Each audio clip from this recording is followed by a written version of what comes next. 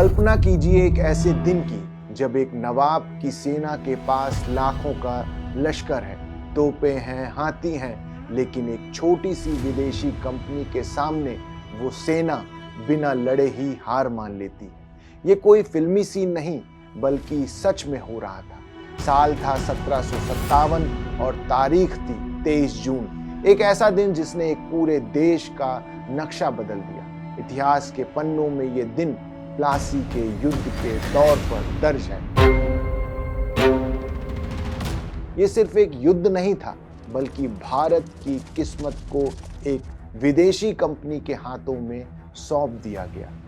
इस दिन ने भारत के भविष्य को गुलामी की बेड़ियों में जकड़ दिया। ये दिन भारत के लिए एक ऐसा दुर्भाग्य लेकर आया जिसकी गूंज सदियों तक सुनाई दी गई।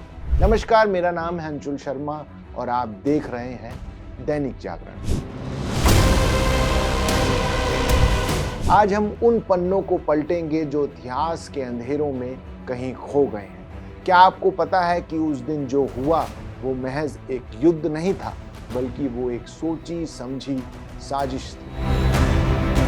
इतिहासकार जॉर्ज ब्रूस मैलेसन ने प्लासी को सबसे गैर वीरतापूर्ण जीत कहा। क्यों? क्योंकि ये युद्ध के मैदान की वीरता से नहीं बल्कि विश्वासघात की एक ऐसी बिसात से जीती गई जिसे रॉबर्ट क्लाइव ने बहुत चालाकी से बिछाया था। प्लासी का युद्ध सिर्फ एक राजनीतिक हार नहीं थी बल्कि ये भारत के उस आर्थिक और सांस्कृतिक पतन की शुरुआत थी जिसने बंगाल जैसे समृद्ध प्रांत को लूट का अड्डा बना दिया। यहाँ से अंग्रेजों ने न केवल भारत पर अपना नियंत्रण मजबूत किया बल्कि भारत की प्रतिभा और संसाधनों का शोषण करने का रास्ता भी साफ कर दिया।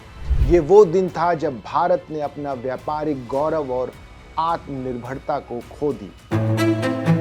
18वीं सदी के शुरुआती सालों में भारत दुनिया का सबसे बड़ा व्यापारिक केंद्र हुआ करता था। बंगाल तो मानो सोने की चिड़िया था जहां अफीम, शोरा, मलमल और मसालों की होड़ मची थी। अंग्रेज, फ्रांसीसी और डच सब यहां अपनी जड़ें जमाना चाहते थे। कलकत्ता में फोर्ट विलियम की किलेबंदी ने इस आग में घी का काम किया। नवाब सिराजुद्दौला का गुस्सा जायज था। उन्होंने अंग्रेजों को रोका लेकिन अंग्रेजों ने नवाब की संप्रभुता को चुनौती दी। अंततः ब्लैक होल त्रासदी जैसी घटनाओं ने अंग्रेजों को अपनी ताकत दिखाने का मौका दे दिया। फोर्ट विलियम की वो छोटी सी जेल जहां दम घुटने से 43 लोग मारे गए, अंग्रेजों के लिए एक ऐसा मुद्दा बन गई जिसे उन्होंने अपनी जीत के लिए हथियार बना लिया। प्लासी की जीत का असली सच है सौदा। क्लाइव ने नवाब के अपनों को ही खरीद लिया था। मीर जाफर जो नवाब का मुख्य सेनापति था ने क्लाइव के साथ गुप्त समझौता किया। जगत सेठ जैसे ताकतवर साहूकारों ने अपनी तिजोरियों की ताकत से युद्ध के परिणाम पहले ही लिख दिए थे। सोचिए, 60,000 की विशाल सेना और 300 तोपों के बावजूद नवाब की सेना युद्ध के मैदान में पत्थर बनकर खड़ी रही। वो लड़ी ही नहीं। ये हार सिराजुद्दौला की नहीं बल्कि उस गद्दारी की थी जिसने एक राजा को हराकर एक विदेशी कंपनी को भारत का शासक बना दिया। इसके बाद जो लूट मची वो इतनी भयानक थी कि क्लाइव खुद इंग्लैंड में एक रईस और लॉर्ड बनकर लौटा। उसकी दौलत का अंदाजा इस बात पर निर्भर था कि उसने खुद के लिए संसद में सीटें भी खरीदी। इतिहास में हम हमेशा मीर जाफर का नाम सुनते हैं लेकिन इस जीत के पीछे एक ऐसा समुदाय था जिसने पर्दे के पीछे से सब कुछ आसान बना दिया। वो थे अर्मेनियाई व्यापारी। ईरान और फारस में धार्मिक उत्पीड़न से भाग कर आए ये लोग भारत के व्यापारिक तंत्र में गहराई से जुड़े थे। खोजा वादिस से लेकर खोजा पेत्रुस अरातुन तक इन लोगों ने अपनी बुद्धिमत्ता और कूटनीति से क्लाइव को वो सब दिया जो उसे चाहिए था।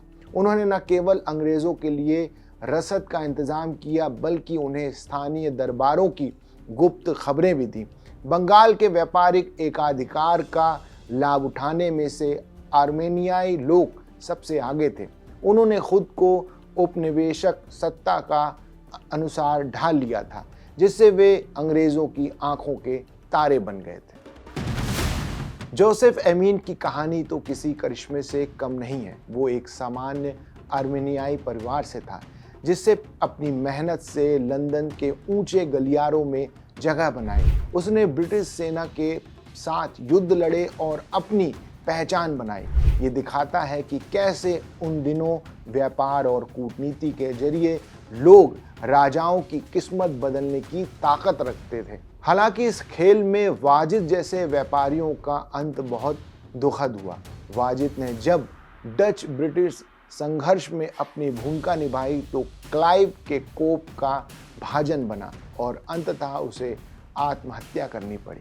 वहीं दूसरी ओर अरातून जैसे लोग ब्रिटिश साम्राज्य के स्तंभ बन गए। उन्होंने कलकत्ता के शहरी ढांचे से लेकर व्यापारिक नेटवर्क तक में अपनी गहरी छाप छोड़ी। आर्मेनियाई लोग भारत में आज के नहीं हैं। थॉमस काना 780 ईस्वी में ही केरल तट पर पहुंचने वाले पहले आर्मेनियाई माने जाते हैं।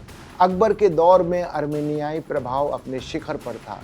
उसके पास राजसी दरबार में ऊंचे पद थे, यहाँ तक कि उसके पास मुख्य न्यायाधीश जैसे महत्वपूर्ण पद भी थे। ये दिखाता है कि भारत हमेशा से ही विविध संस्कृतियों का संगम रहा है। महान गायिका गौहर खान का भी आर्मेनियाई मूल से होना ये साबित करता है कि इस समुदाय ने भारतीय कला और संस्कृति को कितना समृद्ध किया है। सिर्फ व्यापारी नहीं थे, ये इस देश की मिट्टी में रचे बसे एक महत्वपूर्ण अंग थे। प्लासी के उस दिन के बाद भारत एक ऐसा देश बन गया जहां धन विदेशी बैंकों में जमा होने लगा। हमने अपनी व्यापारिक स्वतंत्रता खो दी। क्या 23 जून का दिन सिर्फ एक तारीख है? नहीं, ये हमें सिखाता है कि जब घर के लोग ही बाहरी ताकतों के साथ मिल जाते हैं तो बड़ी सी बड़ी सभ्यता ढह जाती है। क्या हमने उस दुर्भाग्य से सीखा या आज भी हम इतिहास की उन्हीं गलतियों को दोहरा रहे हैं? आप अपनी राय इस पर ज़रूर दें। वीडियो पसंद आया है तो लाइक करें, शेयर करें और देश दुनिया की बाकी खबरों के लिए देखते रहिए दैनिक जागरण।